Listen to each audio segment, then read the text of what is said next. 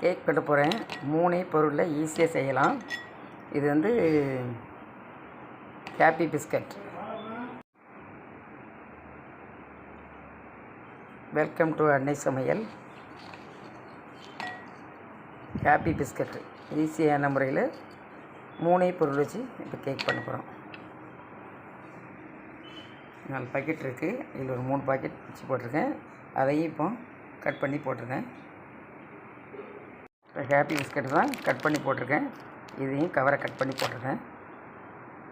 3 பொருளை ஈஸியாக செய்யலாம். வீட்லேயே கேக் செய்யலாம். எல்லாமே கவர்லேருந்து கட் பண்ணியாச்சு. இதை இதை பவுட்ரு பண்ணிக்கலாம். அம்மியிலையும் நுணுக்கலாம், மிக்சிலையும் அடிக்கலாம். உங்களுக்கு எந்த மெத்தடில் செய்யணுமோ அந்த மாதிரி வச்சுக்கிடுங்க. இந்த மாதிரி பவுட்ரு பண்ணி எடுத்துக்கிடணும். 1 ஸ்பூன் ஜீனி போட்டுக்கலாம். ஏற்கனவே பிஸ்கட்டில் வந்து இனிப்பு இருக்கும். இது நல்லா கலந்து விட்டுடணும். ஈனவும் நல்லா கலந்துட்டு இது தேவைக்கு தக்கன பால் கொஞ்சம் கொஞ்சமாக ஊற்றி நல்லா கிளறணும். ஏன்னா பிஸ்கட்டில் வந்து இனிப்பு சுவை இருக்கிறதுனால நம்ம கொஞ்சம் கொஞ்சமாக போட்டுக்கலாம். 3 பொருள் தான், மற்றபடி எதுவும் வேண்டாம்.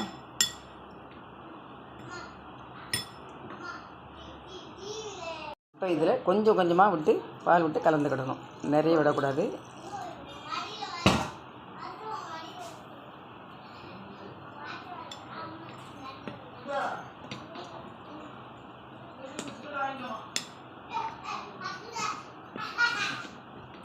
கால் வலியின் காரணமாக ரொம்ப நாள் நான் வீடியோ போடலை. இப்போவும் கால் வலி இருக்குது. வீடியோவே போடலைன்னா இன்றைக்கி பிள்ளைங்கள்லாம் கேக் கேட்டாங்கன்னு சொல்லி செஞ்சிகிட்ருக்கேன்.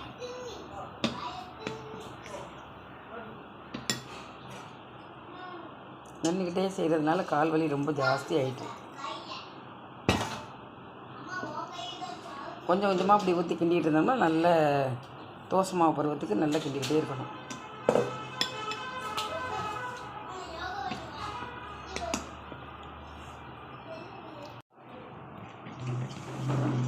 இந்த மாதிரி கலந்து எடுத்துக்கிடணும்.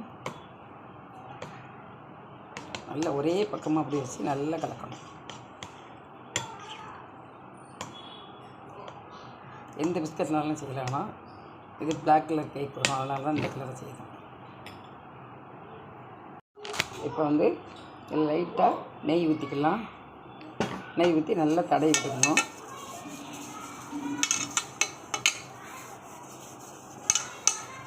நீ பேப்பர் போடுறதா இருந்தாலும் போட்டுக்கலாம். லைட்டாக தடவினாலே போதும். போட்டு அதில் லைட்டாக மாவு தூவி விட்டுறணும். மைதா மாவு போதும். லைட்டாக மைதா மாவு தூவிட்டுக்கலாம். தூவிட்டு அதையும் நல்லா தேய்ச்சி விட்றணும். அதனால் ஒட்டாது. நம்ம அப்படி போட்டு விட்டோம்னா ஒட்டாது. அதுக்காக தான் இதை தேய்ச்சி விட்றணும். ஈஸியான மெத்தட் தான் இருக்கும். இப்போ இந்த பிஸ்கட் இருக்குல்ல, இதை வந்து அதில் அப்படியே ஊற்றிடணும். கேக் டப்பா தான் வேணும் இல்லை, ஒரு சின்ன பாத்திரம் இருந்தாலும் நீங்கள் வைக்கலாம். இது வந்து அவ்வளோ பெரிய பாத்திரத்துக்கு இல்லை, கொஞ்சமாக தான் வச்சுருக்கேன். இப்போ இதை ஒரு எப்படி குலுக்கி எடுத்துக்கிடணும். ஒன்று போல் ஒரு இதில் ஸ்டவ்வில் ஒரு கடாய் வச்சுருக்கேன். இந்த கடாயில் அதுக்கு மேலே ஒரு சின்ன ஸ்டாண்டோ ஒரு தட்டோ ஏதோ இருந்தால் நீங்கள் வச்சுக்கலாம். சட்டி நல்லா சூடாகட்டும். சட்டி ஓரளவு நல்லா சூடாகணும். அதுக்கப்புறம் அப்படி வெயிட் பண்ணணும். நல்லா சூடாகிடுச்சு. இப்போ இந்த பாத்திரத்தை தூக்கி கேக் பாத்திரத்தை அது உள்ளே வச்சிடணும். கரெக்டாக இருக்க மாதிரி நல்லா வச்சு விட்றணும். இப்போ இதை அப்படியே கவர் பண்ணிடலாம். மூடி விட்டணும். இப்போ இதில் வந்து இந்த இது இருக்குல்ல, இதில் வச்சு ஒரு பேப்பரை வச்சு அடைச்சி விட்டுறணும். இந்த பேப்பரை வச்சு அடைச்சி விட்டால் நம்ம ஆவி வெளியே போகாமல் இருக்கும். அந்த மாதிரி அடைச்சி விட்டுறணும். கரெக்டாக 1/2 மணி நேரம் இருக்கட்டும். பேப்பரை வச்சு அடைச்சி விட்டு ஒரு 1/2 மணி நேரம் இருக்கட்டும். அப்படி வேகலைன்னா கூட ஒரு 10 நிமிஷம் வச்சுருக்கலாம். ஸ்டவ் வந்து சிம்லேயே இருக்கணும். ஸ்டவ் வந்து சிம்லேயே இருக்க பாருங்கள். இந்த மாதிரி இருக்கணும். பேப்பரை நல்லா செக்குன்னு மூடிடணும். எதுலேயுமே எந்த கேப் இருக்கக்கூடாது. கரெக்டாக இருக்கிற மாதிரி பார்த்துக்கிடுங்க. போட மறந்துட்டேன். இப்போ தான் போட்டிருக்கேன். வெந்துட்டான்னு பார்த்துருவோம். நல்லா வெந்துட்டு குச்சியில் ஒட்டலை, எடுத்துடலாம். இப்போ ஸ்டவ் ஆஃப் பண்ணிடுறேன்.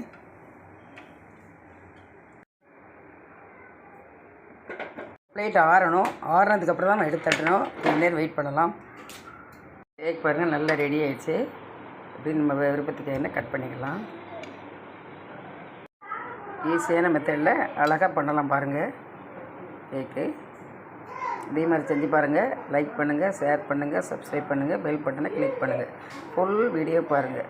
ஈவினிங் நேரத்தில் குழந்தைகள் விரும்பி கேட்டுச்சுன்னா 3 பொருள் வச்சு எந்த கலப்படமும் இல்லாமல் வீட்டில் உள்ள பொருளை வச்சு நம்ம செய்கிறோம்.